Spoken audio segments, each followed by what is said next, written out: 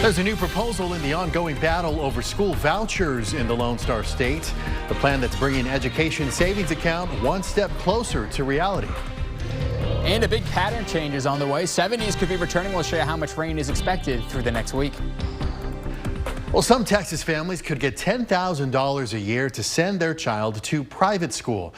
That number is now in the proposed for education savings account program that the Senate unveiled this morning. The program is a priority for Governor Abbott, but it will almost certainly face backlash in the House of Representatives. Our Capitol Bureau reporter Dylan McKim breaks down the proposed program and how some lawmakers are reacting.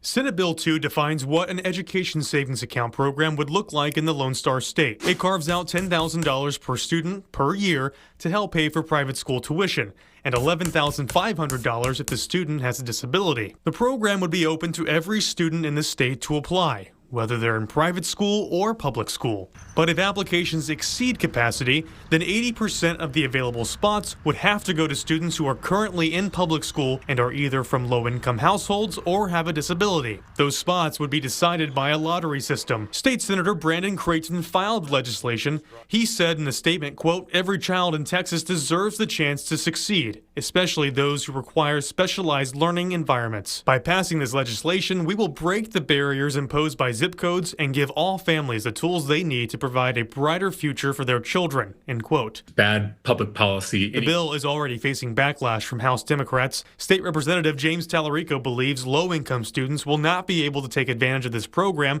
because of a lack of access to private schools in their area or the possibility they may be denied acceptance into a private school. If working class kids can't take advantage of it, then that money goes to wealthy parents who are already sending their kids to private school. Public opinion on ESA programs has been slightly more favorable in years past, but polling by the Texas Politics Project found in this upcoming session, it's not a priority for Texans. There's support there, but it's not something that people are clamoring for. In Austin, I'm Dylan McKim. Dylan, thank you. The Texas Senate successfully passed a version of an ESA program in the past 5 sessions, but each time it has failed in the House of Representatives. Governor Abbott said this session he is confident there are enough votes in the House to get it passed this year. Going in depth, with no increase in the basic student allotment since 2019, many public school districts resorted to cutting programs or even closing down schools. Just last week, Eanes ISD announced it would be closing Valley View Elementary at the end of the school year. The district also cut a Spanish immersion program serving more than 900 students.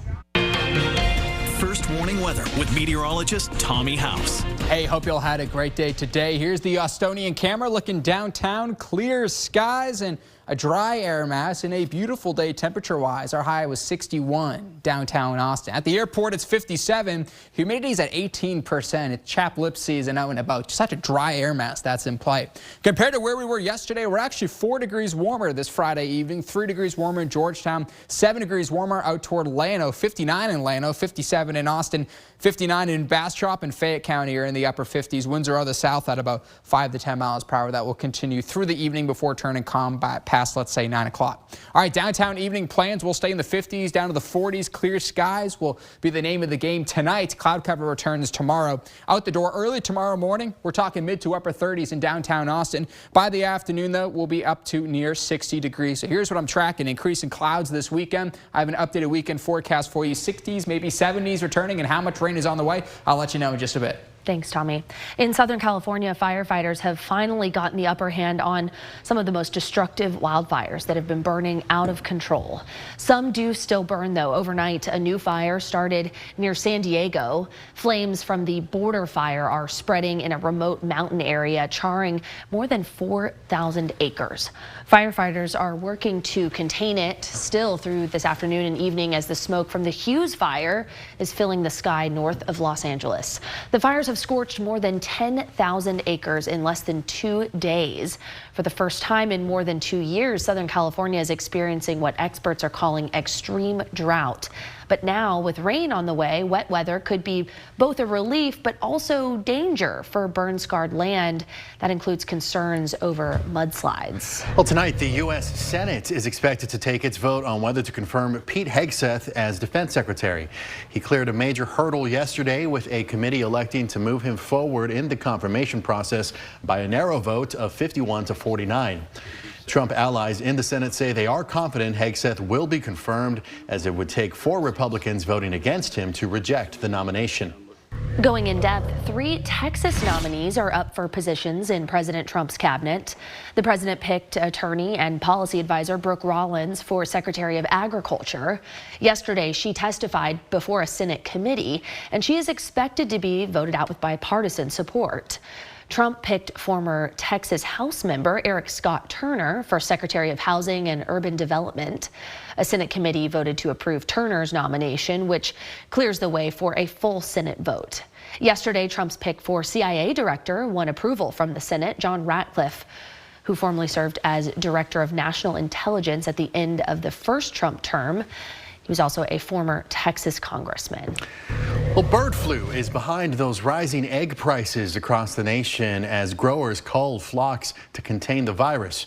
According to a report from Texas A&M's AgriLife Today, nationwide, the population of egg-laying hens dropped by nearly 7 million from this time last year. But the state's top farm official says Texas is handling the virus pretty well.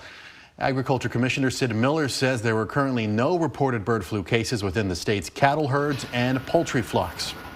The bird flu's bad. I mean, in Texas, apparently we're doing it right.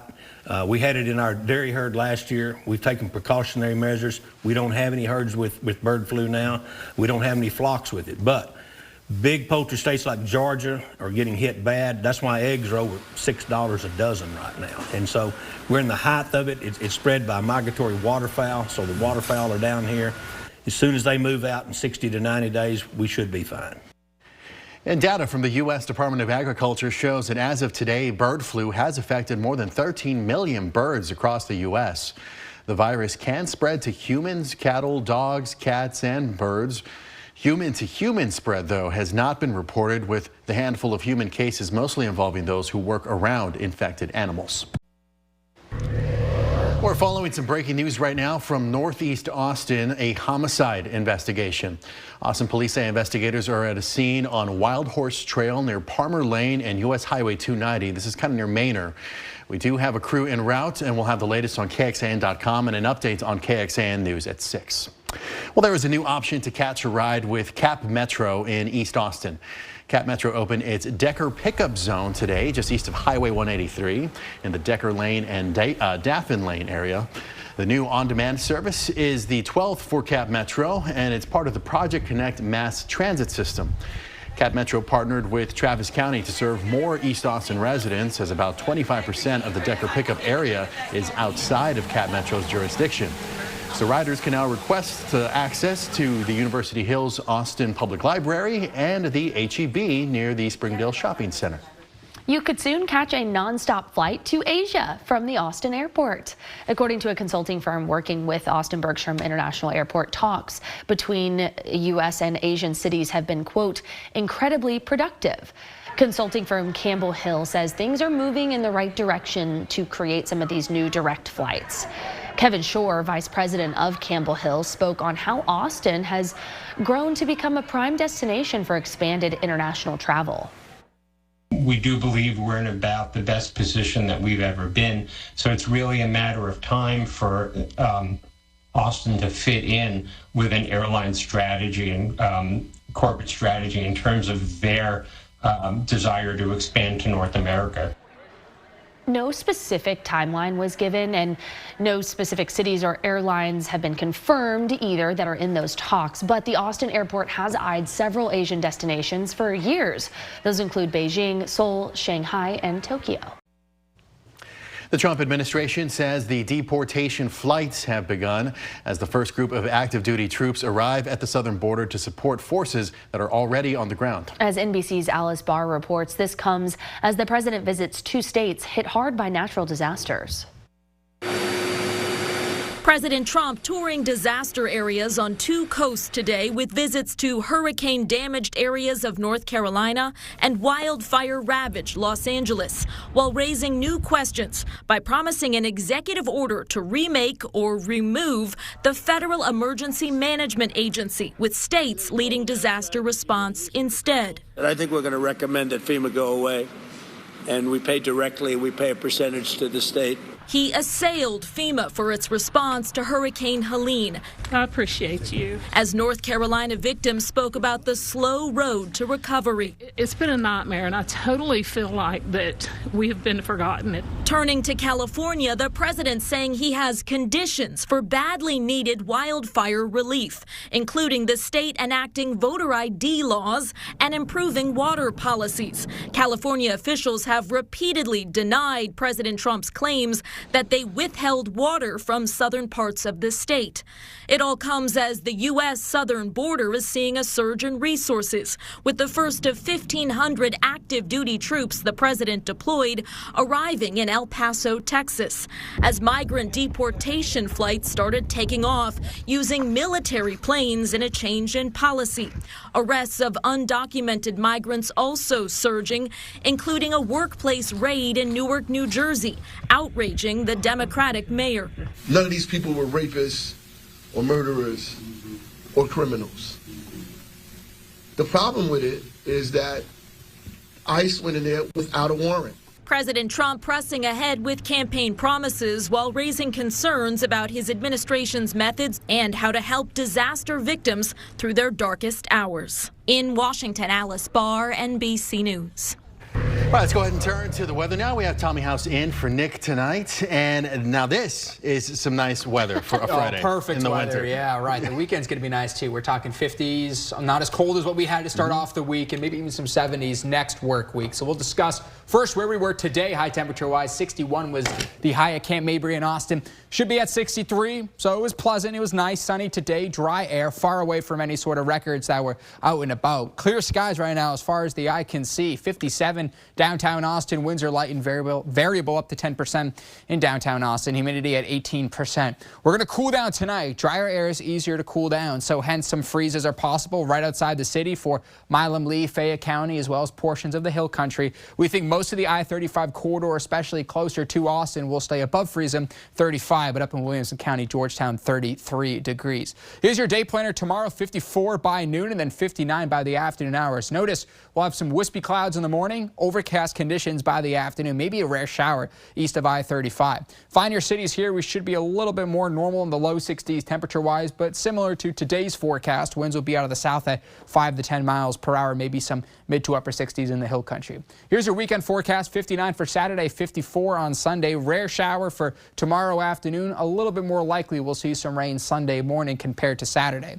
We're clear right now, big picture across the country. Not too much to talk about at all weather-wise. No big winter storms or anything like that. But we have an upper-level low. First of all, this is great news for Southern California because they have moisture and rain this weekend, which will hopefully help diminish a lot of those wildfires. That will move to the east overnight and then head across Monday, Tuesday, and Wednesday around the Four Corners area, which means increased rain for us here locally in Texas. And this is a pretty slow-moving system by next Saturday just in the southern plains. So rain chances will be above zero through the next 7 days and elevated Wednesday, Thursday, and Friday. I think most of the heavy rain will fall next Wednesday, Thursday, and Friday, and then the exception would be maybe early Sunday morning. High-resolution model through the day on Saturday brings the cloud cover in, and then late overnight Saturday into Sunday, you could see some isolated showers. First east of I-35, a little bit more widespread through your Sunday morning into the afternoon, and then by Sunday evening, that should pretty much taper on off.